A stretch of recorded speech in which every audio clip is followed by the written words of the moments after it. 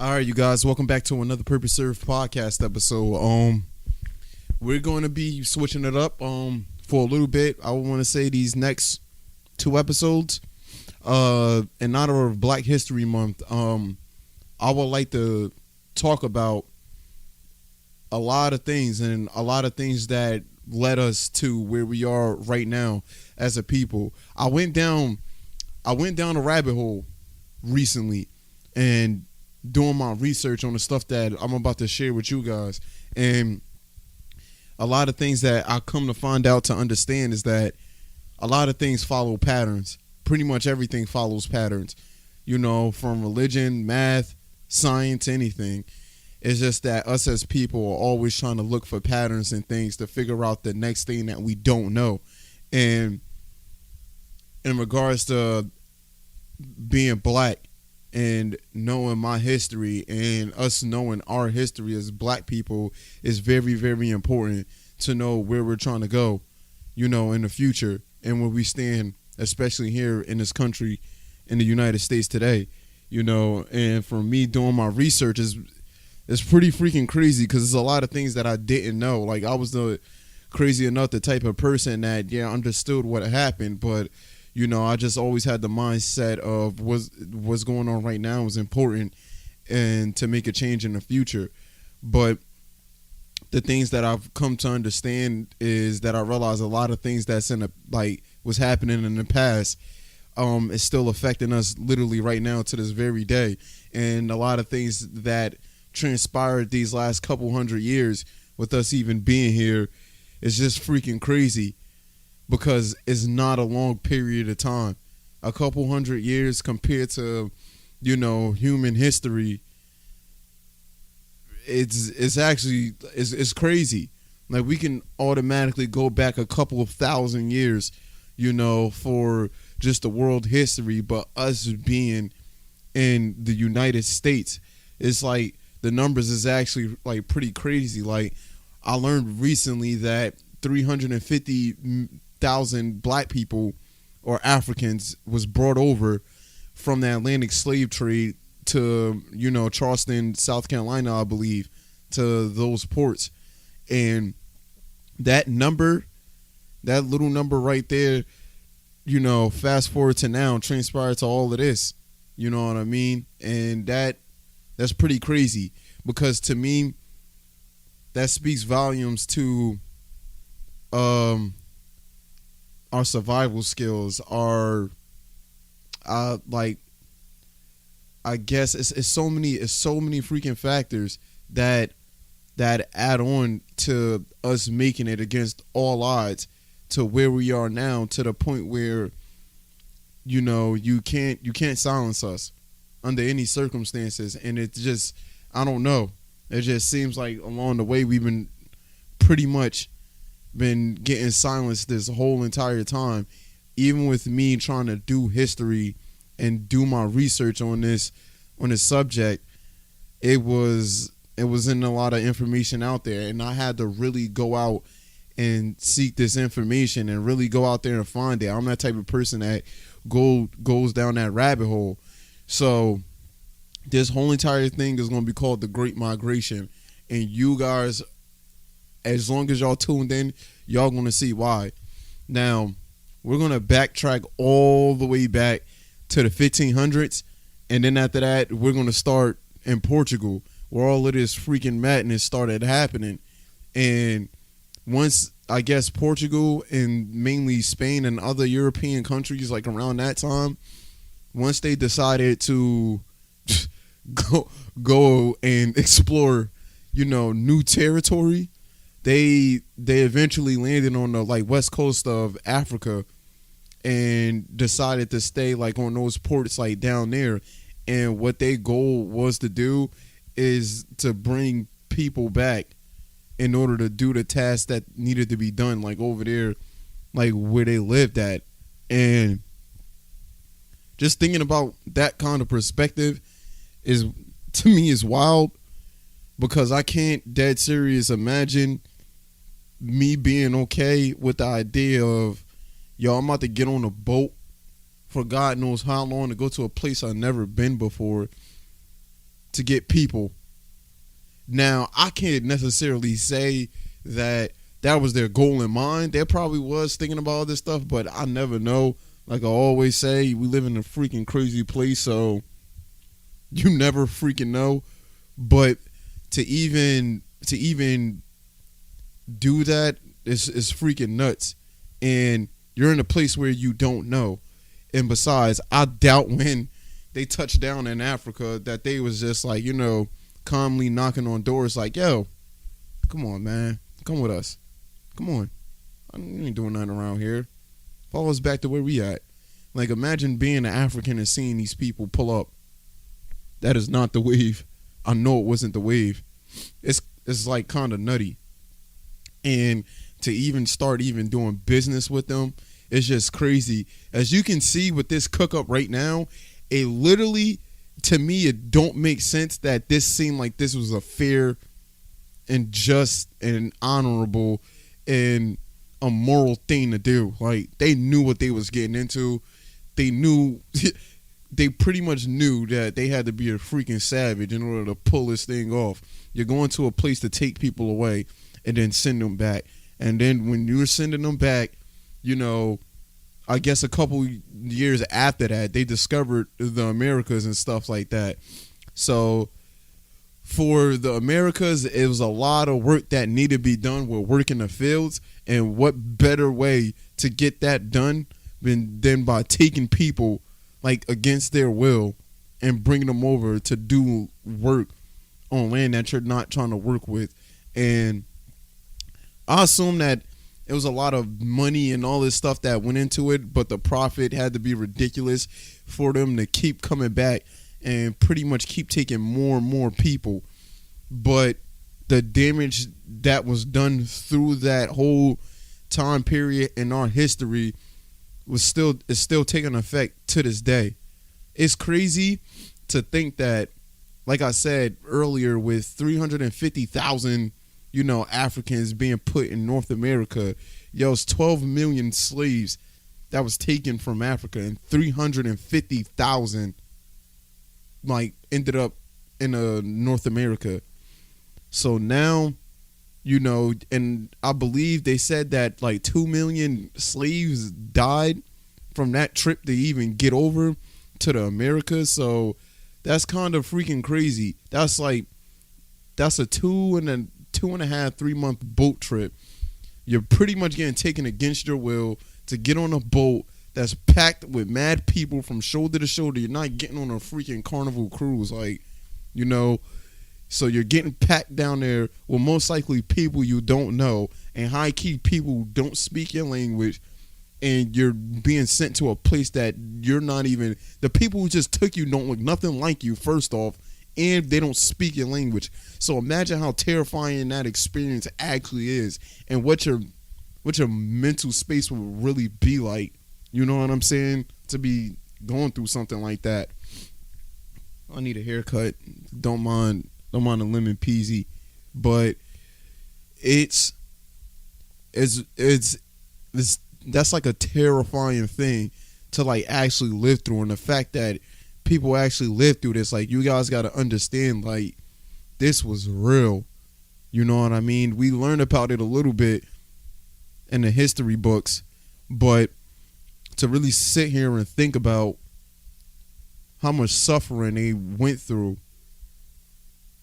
in order to get to where we are today, in order even to make that journey, to make that 2.5, 3 month journey to get to wherever you was about to get to, and you don't even know that pretty much the battle was just starting, and you are never going to see your family again. You're never going to see those people again, ever. And that's crazy. It's weirdly enough, this ain't the same thing, but it's kind of like the same thing. It's almost as if, I've recently just got a dog, got a little black lab, but I kind of felt for the dog, because I'm like, this dog just got removed from his litter with his real puppy brothers and sisters, with his real mom and dad, and now it's placed in a home where this is his new family. He won't most likely ever see his brothers and sisters and family again.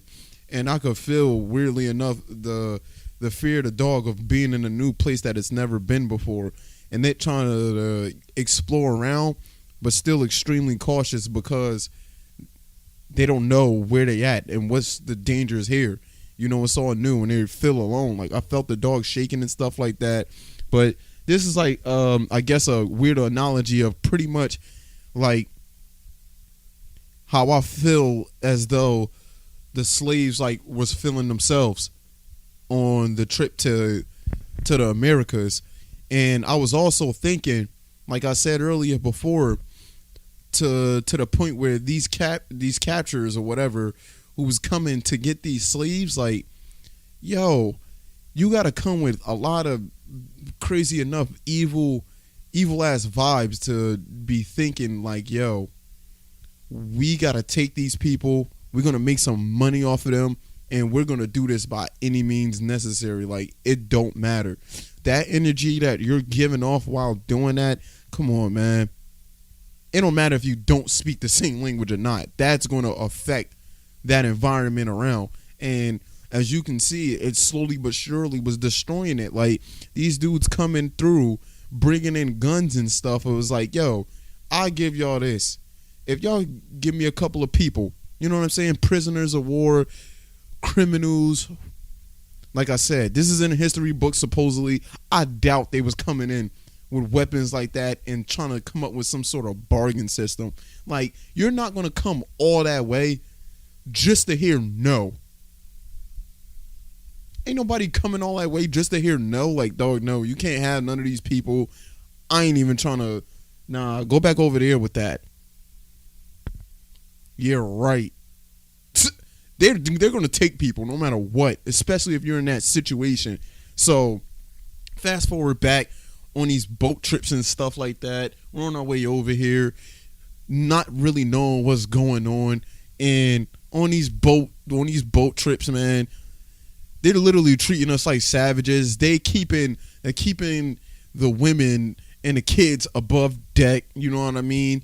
And of course they're feeding them bare minimum rice and beans, I guess, but they're pooping and pissing next to each other downstairs in the deck.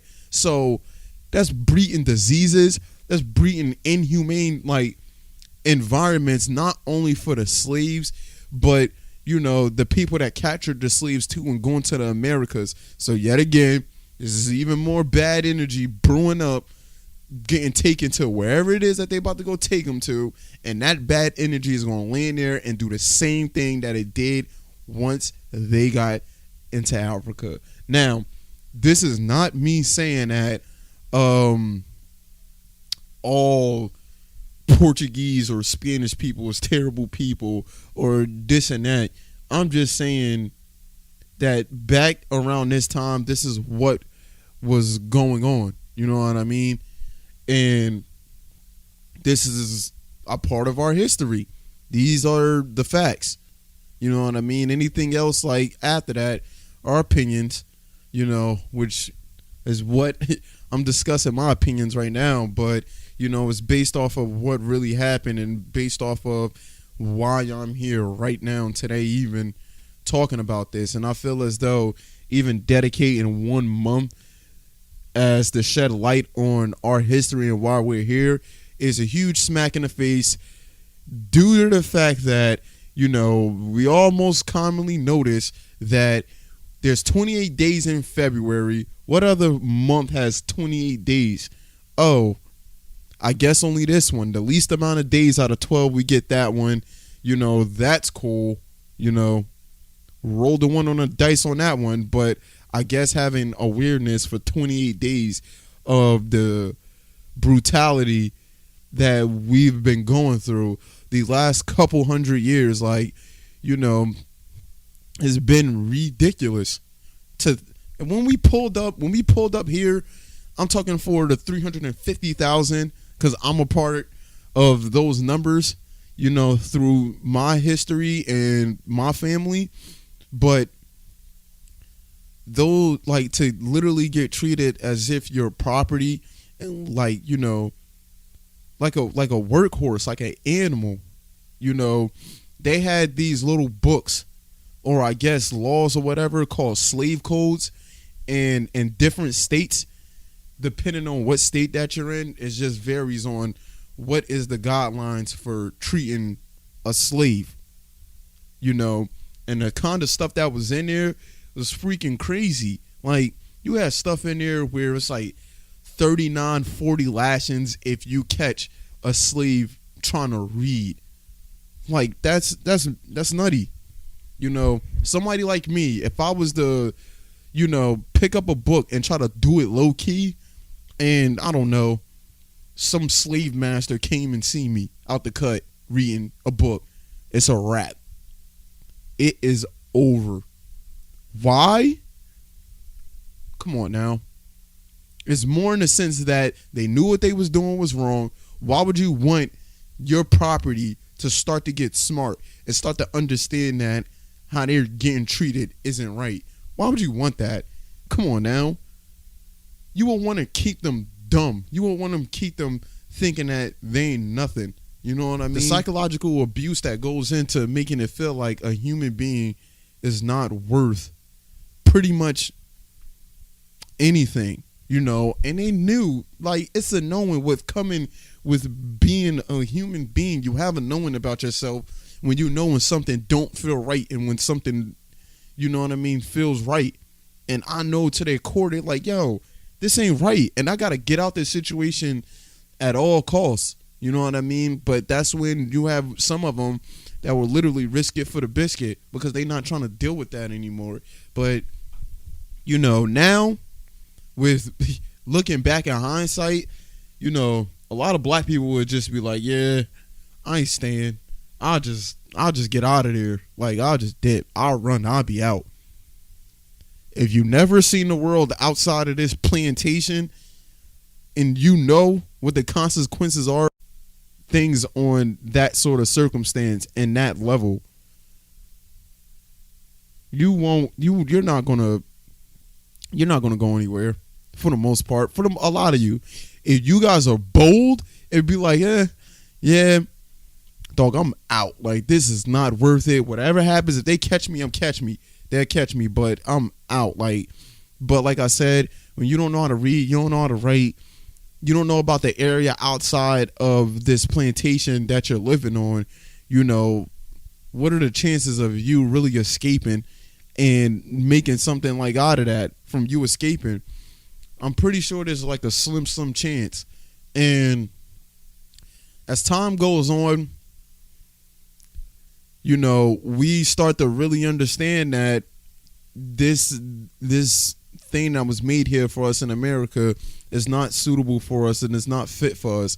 And, you know, this is one of the main things that I seen was started to turn into a common theme, how war presents opportunity to everybody that's involved. And for us as African Americans, you know, this has been a very case to this day, you know, how war presents opportunity to change and to do something different. But as you guys are going to see with the patterns that I'm talking about, is just once war is over and those resources that was there to fuel the war are gone, you're left with nothing. You're literally left with nothing. And then after that, it's like, what next?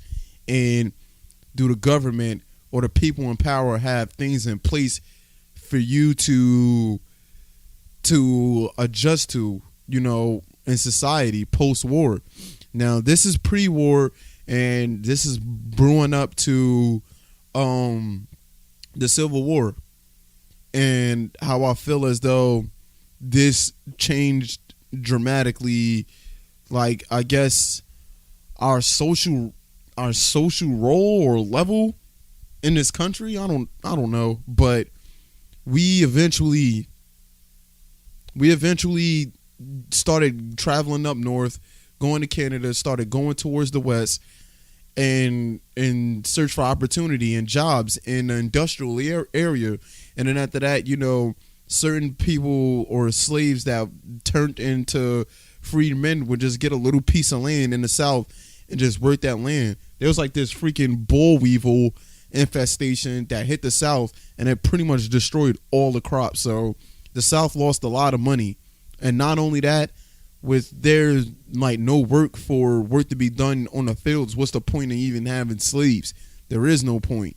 You know what I mean?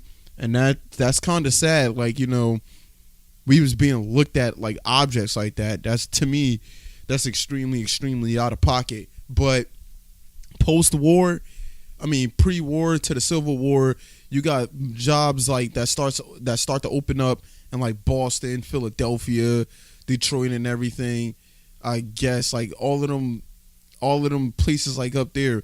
And then after that, the North pretty much got into a numbers game with the Confederates, and they was calling blacks to join the army and fight for the Union.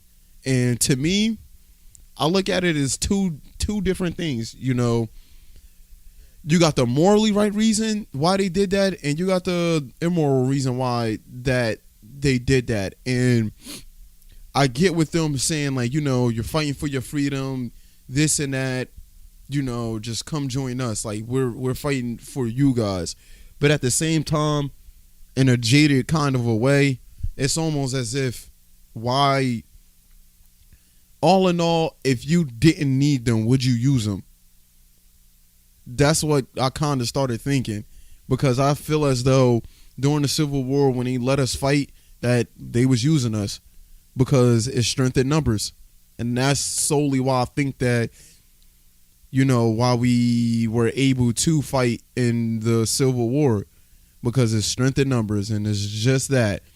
And as I was going to say, that, yeah, the North had they wasn't, as crazy as it was in the South with the racism and all of that, and looking at black people as if we, I guess, like a hammer or a nail, you know what I mean, or some sort of tool. The North looked at us like that in a less degree of a way, where it's just like, all right, I see the humanity in them, but they're still not equal to us. Like, the pay for the Civil War for the blacks was like $10 a week, I believe it was, and they probably got clothes and stuff like that, depending on where they was at. But for the white people, it was 13, and they got clothes and they got everything. You know what I mean? They got everything that they needed. And is that equal? No, that's obviously not equal. But these were the games that they were playing, and these were the games that was dealt to us to be played in, And the crazy thing with that, like I said, it brings opportunity. Now black people starting to have a sense of purpose for why they in this country, and starting to feel as though, oh, wow, it's not actually that bad for us to be here. You know what I mean? But let's really think about it. This shouldn't have been happening in the first place. And this is a situation going all the way back to the European colonies, coming to Africa, talking about some, we need a couple of those people.